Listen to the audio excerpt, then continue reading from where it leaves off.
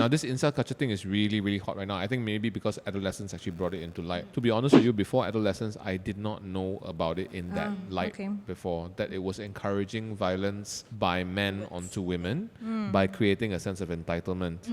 Tapi, I think, Felicia, earlier on, you mentioned something that was very interesting, which is that kind of line of thinking, without calling it incel culture, has existed in Malaysia for a very long time. I mean, if you really think about it, like you broke down the definition of it, right? I think when people first hear it, people will be like, tak adalah mana ada, what is this word? But when you then break it down, what is the meaning, many would then realize, oh, sama it's je. normal. Yeah, sama lah. It's what people say toxic masculinity is lah. You know, that man has the right to feel a certain way, to act a certain way towards women, you know? And I say right, not because I think it is, but it's just what people are perceiving in this whole incel punya concept. Even before all this blew up, and very interesting in terms of the timing, just a few weeks back, we had this case with one of our students. This boy, very gentle, he's very young, and then suddenly we saw him become very violent. Quite an overnight change, you know, and we were trying to figure out what's going on. Sorry, how old? 9, 10 years old.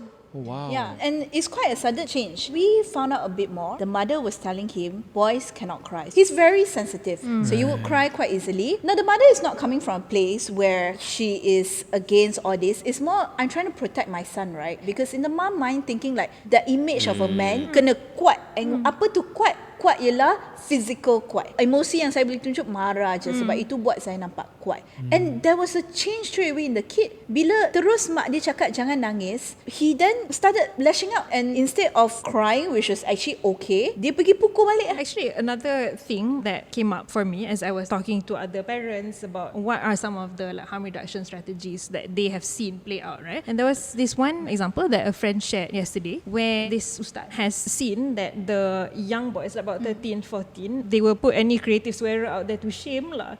They will swear, they will bunting sekolah, and all of these like things that you associate with a teenage boy, right? And recognizing that that was a problem in their own like local community, the ustaz said, okay, why don't we gather a group of fathers to actually work together to bring these boys out for different kinds of outings or like activities in between the Salat Maghrib and Isha. So they do all sorts of activities together, and what they saw is that these boys stop swearing. These boys have this sort of positive male role models around them that they can look to as examples. Nice. And that's what I mean when I say that we all must think about our own individual roles lah, and what we can do. Terima kasih kerana menonton Siapa Makan Cili.